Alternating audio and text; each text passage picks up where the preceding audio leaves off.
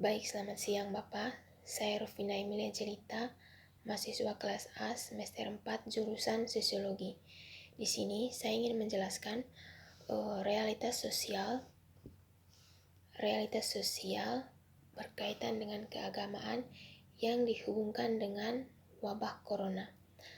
Dan di sini menggunakan dua teori, yaitu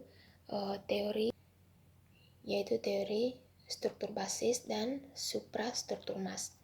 Nah, sebelum kita mengarah kepada kedua teori ini, kita harus tahu terlebih dahulu mengenai realitas sosial.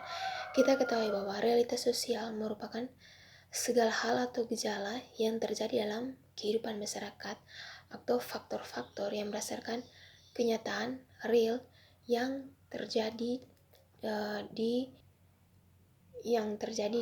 masyarakat, dan ini berkaitan dengan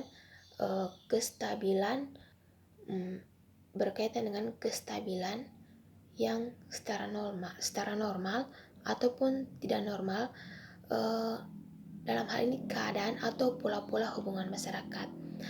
Di sini bisa saja ada faktor-faktor tertentu baik positif maupun negatif yang bisa mempengaruhi kehidupan masyarakat. Seperti yang terjadi sekarang di negara kita, Indonesia ini, bukan saja di Indonesia tetapi seluruh belahan dunia ini di mana terserang oleh virus corona, dan tentunya ini sangatlah berbahaya. Berbicara berkaitan dengan virus corona ini bukanlah hal yang biasa lagi atau bukan berita yang baru lagi, dan ini sudah terjadi sejak beberapa bulan yang lalu. Berkaitan dengan realitas sosial atau pola-pola hubungan masyarakat, di mana di sini dikaitkan dengan lembaga-lembaga masyarakat, dalam hal ini keagamaan, dan di sini kita ingin bagaimana realitas sosial keagamaan dihubungkan dengan wabah corona. Namun terlebih dahulu kita ketahui bahwa ada dua teori yang menghubungkan hal tersebut, di mana teori struktur basis dan suprastruktur mass. Kedua teori ini sama-sama menjelaskan bahwa bagaimana masyarakat itu terbagi menjadi dua bagian, yaitu basis atau suprastruktur atau substruktur, dan basis ini berhubungan dengan kekuatan atau pola hubungan produksi. Misalnya di pabrik dengan para pekerja, karyawan, dan maksudnya dalam hal ini itu kondisi kerja antara majikan dan karyawan, lalu pola teknisi kerja, lalu pola hubungan properti, lalu basis tersebut menentukan hubungan atau gagasan masyarakat dalam menentukan suprastrukturnya untuk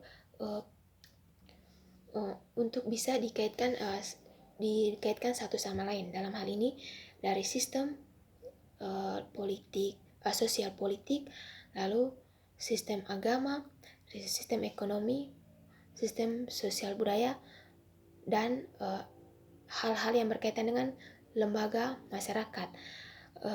Lalu kemudian menurut Marx, basis merupakan dasar atau fundamental dari suprastruktur, di mana di sini untuk menentukan segala sistem-sistem yang ada dalam kehidupan masyarakat, baik sosial politik, budaya maupun ekonomi.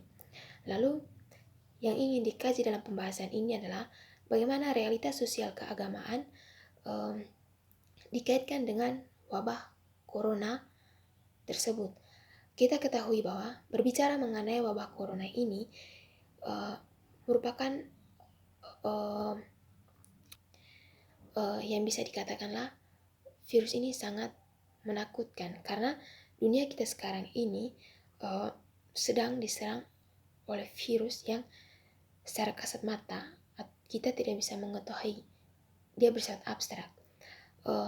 Virus corona ini sejak beberapa bulan yang lalu sudah virus corona ini sudah menyerang atau mewabah atau bisa katakan menjangkit di setiap negara, termasuk negara Indonesia kita ini. Lalu yang kita lihat di sini itu berkaitan dengan realitas keagamaan. Kita ketahui bahwa virus corona ini telah menghambat segala proses atau aktivitas manusia atau aktivitas harian manusia, dan menghambat segala jalan kinerja dari semua subsistem yang ada dalam negara. Bahkan kerjasama antar negara pun mungkin untuk sementara waktu ini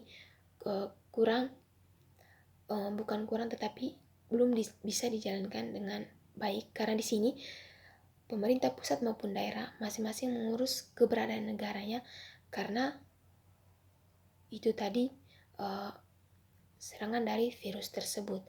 Lalu bagaimana dengan realitas sosial keagamaan? Kita kaitkan dengan dua teori tadi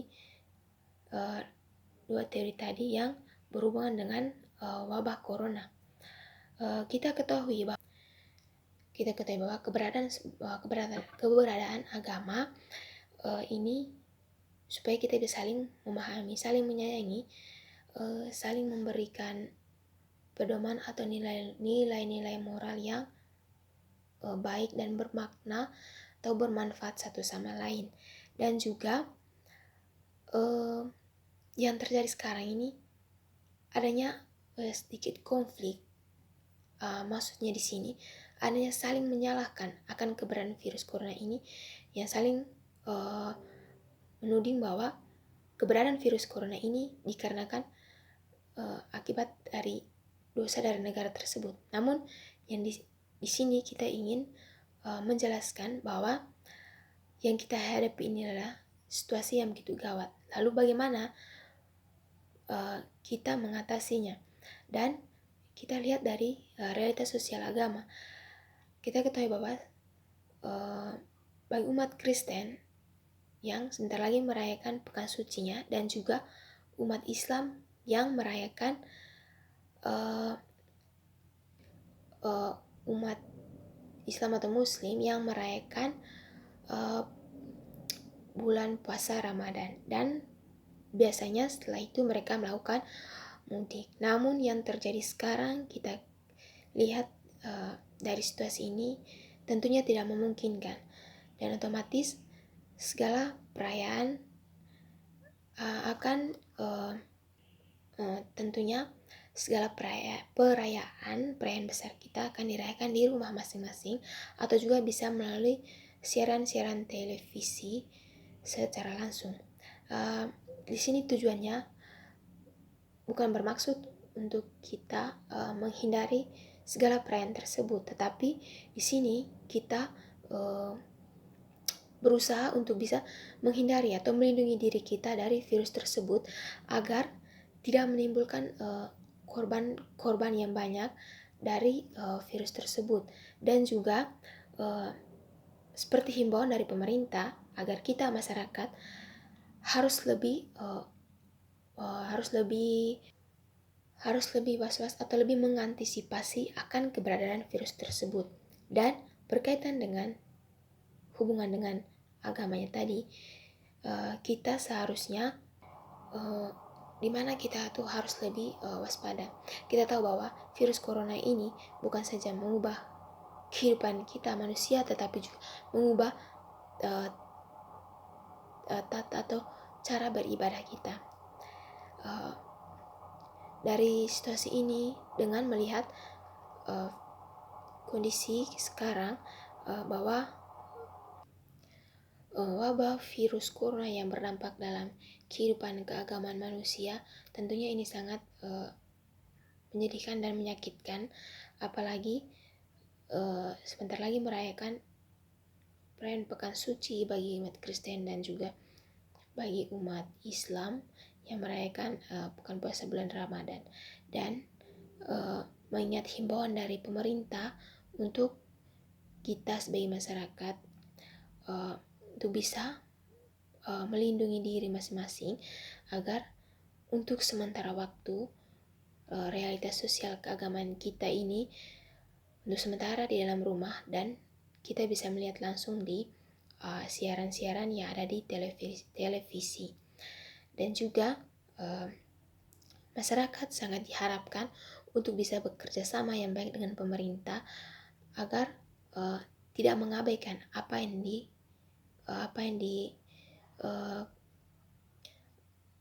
telah diimbau atau apa yang telah diberitahu oleh pemerintah. Masyarakat sangat diharapkan untuk bisa memperhatikan hal tersebut, tidak menghindari atau malah melawan apa yang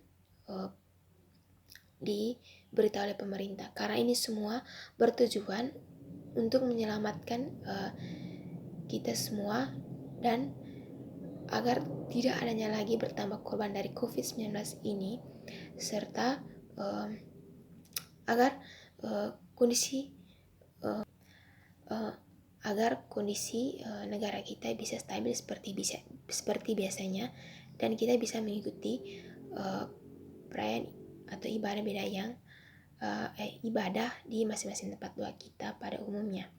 Dan seperti kita ketahui bahwa untuk yang agama Kristen yang melakukan ibadah beberapa bulan yang lalu, di mana mereka menggunakan masker untuk bisa menggunakan masker dan tidak berjabat tangan, dan ini guna untuk melindungi diri dari virus tersebut. Lalu bagi umat Muslim, di mana bagi umat Muslim duduknya tidak berdekatan, saling berjauhan, di mana di sini tujuannya untuk menghindari penyebaran dari virus corona tersebut. Dan tentunya suasana ibadah seperti ini sangatlah menyakitkan dan membuat kita tidak bisa berinteraksi dengan orang lain. Hanya dipenuhi dunia ini seperti dipenuhi dengan kesunyian dan rasa cemas serta rasa takut. Maka dari itu kita sebagai masyarakat di seluruh dunia ini agar kita bisa mengikuti apa yang dihimbau oleh pemerintah dengan tujuan untuk bisa mencegah lebih cepat akan keberadaan virus corona tersebut. Tentunya virus corona ini tidak berdampak pada hal keagamaan saja, tapi juga pada sistem ekonomi. Kita tahu bahwa perekonomian dunia tentunya sangat menurun dikarenakan keberadaan virus tersebut. Kestabilan di setiap negara akan tentunya kebutuhan ekonomi dari setiap negara, terutama berkaitan kebutuhan hidup, kebutuhan pokok sehari-hari, tentunya tidak tahu menau harus bagaimana, karena dilihat dari drastisnya penurunan ekonomi sekarang. Maka dilihat dari ini diharapkan bukan hanya dari pemerintah ini saja, tetapi juga dari masyarakatnya untuk bisa bekerja sama dalam mengendalikan sistem perekonomian di negara sendiri. Nah, seperti Indonesia sendiri, di mana adanya sistem industri pinjaman yang berbasis teknologi dan atau fintech lending. Di sini merupakan salah satu tujuan untuk bisa mengatasi permasalahan perekonomian masyarakat, dan ini menjadi solusi bagi masyarakat untuk bisa memenuhi kebutuhan hidupnya di saat situasi seperti ini, dan juga pengeluaran anggaran dari pemerintah serta kartu yang dikeluarkan oleh Jokowi untuk bisa memudahkan masyarakat memenuhi kebutuhan hidupnya. Lalu kita sebagai masyarakat harus bisa kita sebagai masyarakat harus bisa mengapresiasi atas kinerja pemerintah. Maka dari itu kita sebagai masyarakat harus mengikuti apa yang telah diimbau atau telah diberitahukan oleh pemerintah, karena ini semua pada intinya demi keselamatan kita dan juga dan juga berkaitan dengan realitas keagamaan untuk sementara waktu, berkaitan perayaan-perayaan yang kita ingin rayakan untuk ibadah, untuk sementara tidak bisa dijalankan seperti biasanya, dan kita harus mengisolasi diri atau social distancing. Dan dalam hal ini kita harus melakukan peribadahan di dalam rumah masing-masing. Ini semua demi kebaikan kita, masyarakat, dan demi melindungi diri kita dari wabah virus corona ini. Sangat diharapkan kerjasama yang baik dari masyarakat dan pemerintah. Sekian penjelasan dari saya. Kurang dan lebihnya saya mohon maaf. Sekian dan terima kasih.